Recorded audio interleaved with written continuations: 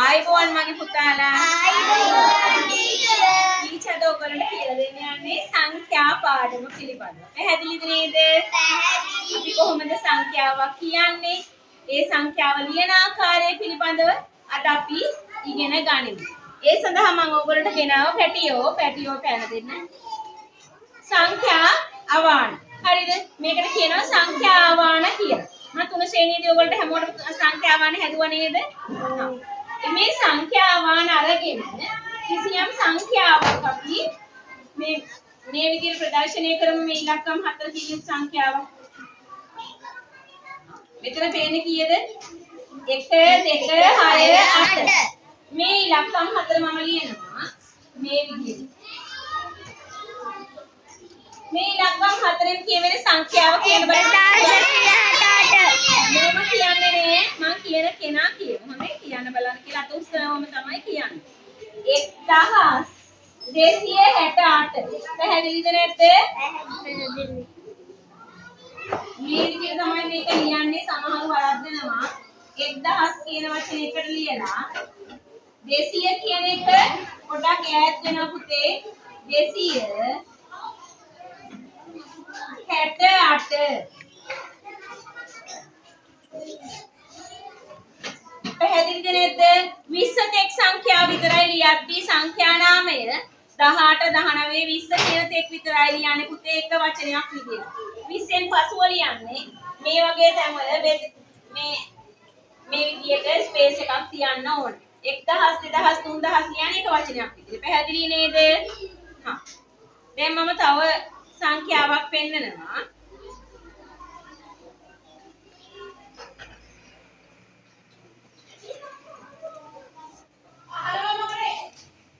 මේ සංඛ්‍යාව කියන බලන්න.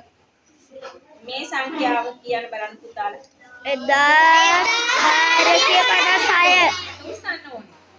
හා කියන බලන්න. දිශිනි කියන බලන්න.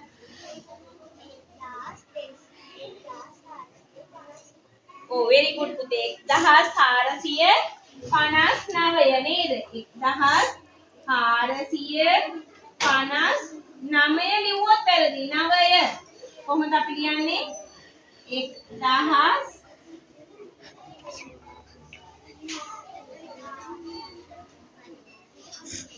400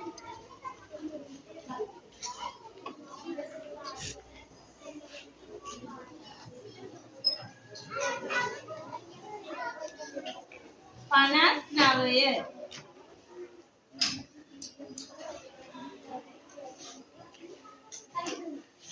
තව සංඛ්‍යාවක් කියන බලන්න මගේ පුතාලා දැන් මම ටීචර් හදන්න ඕගොල්ලෝ මේ සංඛ්‍යාව කියවන්න.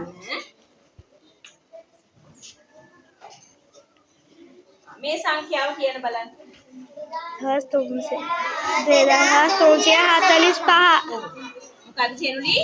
2345. 2345. 40 කියන විදිය හැමෝම බලා ගන්න අවධානයෙන්. 2000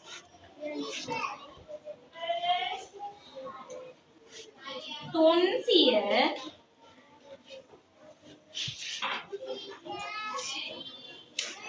40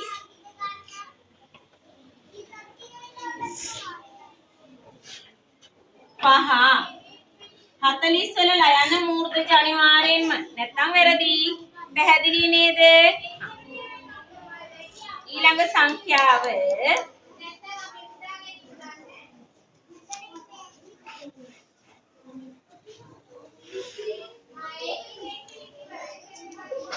අපි මේක බලමු. 89. ඕචින්ත හොඳයි අපොඩියක් ගහන්න යාට. 4789. පැහැදිලි නේද? මේ සංඛ්‍යාවක් කියමු මේ විදියට. 4789.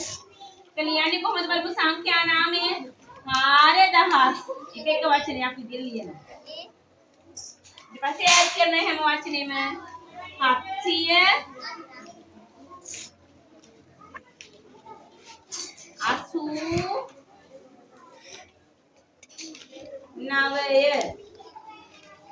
මේ සංඛ්‍යා ටික ලියද්දී එක පෙරට ස්ථානීය අගය ගැන ස්ථානය ගැන සැලකිලිමත් වෙන්න ඕනේ. පැහැදිලිද නැද්ද මේ මොන ස්ථානයේද? එක ස්ථානයේ මේ 10 ස්ථානයේ මේ 100 ස්ථානයේ මේ දහස් ස්ථානය. එක කියන එකට ස්ථානය ආවම එක ස්ථානය වෙනවා. 10 කියන වචනයේ ස්ථානය ආවම 10 ස්ථානය වෙනවා. 100 කියන වචනයේ ස්ථානය ආවම 100 ස්ථානය වෙනවා. 100 ස්ථානය වැරදි. 100 ස්ථානය වෙනවා. දහස කියන වචනයේ ස්ථානය ආවම දහස් ස්ථානය වෙනවා. පැහැදිලිද නැද්ද? සංඛ්‍යා එක පෙරට ලියද්දි මේ ස්ථානයේ එකම පෙරට තියෙන්න ඕන. තේරුණාද නැද්ද මගේ පැටවුන්ට? හා. අපි තව සංඛ්‍යාවක් හදමු.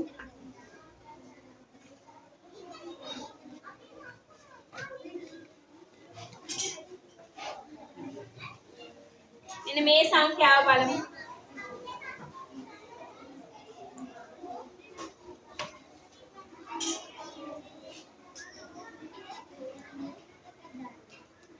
කියන බලන්න මේ සංඛ්‍යාව 2146 හැමෝම 2146 පැහැදිලිද මගේ පුතාලා හැමෝටම 2146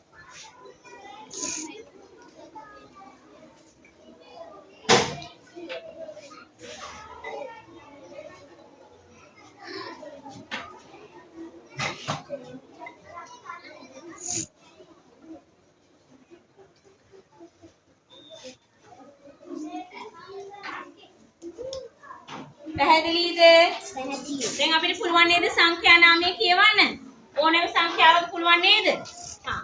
දැන් මෙන්න මේ ටීචර් ලියන සංඛ්‍යා තුන පුතාලා දැන් ටීචර් පහක්ම ලියුවනේ. පුතාලා මේ ටික ලියන්නකෝ. මේ සංඛ්‍යාව කියන්න බලන්න හැමෝම. 3228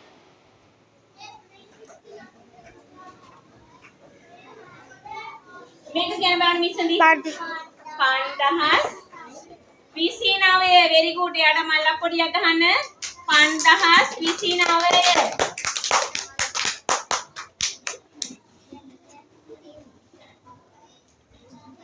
මේ සංඛ්‍යාව කියන බලන්න 999 ඔව් 9999 මේක ස්ථානයේ නවයේ වටිනාකම කීයද 9යි 10 ස්ථානයේ වනාවේ වටිනාකම 10 ව 9ක් very good මගේ පැටි 90යි 100 ව 9ක් 900යි 10 ව 9ක් 9000යි පැහැදිලිද නැද්ද හැමෝටම තේරුණා නේද සංඛ්‍යා නාමයේ ලියන විදිය හොඳයි මගේ පැටව දැන් ලියා ගන්න හැමෝම